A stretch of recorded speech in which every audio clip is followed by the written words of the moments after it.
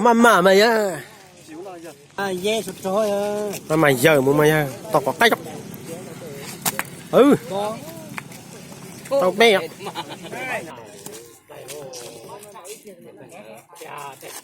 Ừ, đi con nào, ở dân kia cho nó.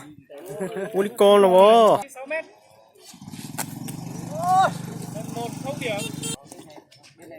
Tỷ cho thì còn đúng chưa đúng không? Nhóc phải năn thì phải tốt tốt đấy. 6 mét rồi. 3 phát rồi. 3 phát rồi. Trúng 2 phát rồi. 2 lần trước. 1 trượt 2 được. Đây em xem hết rồi.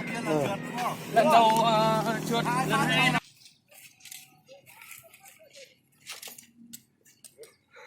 1 không điểm. 2 nhá.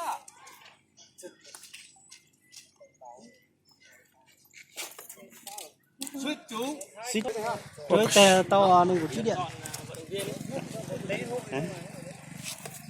Ôi. Đấy 8 điểm cũng được rồi. Nên của chí to. Chưa.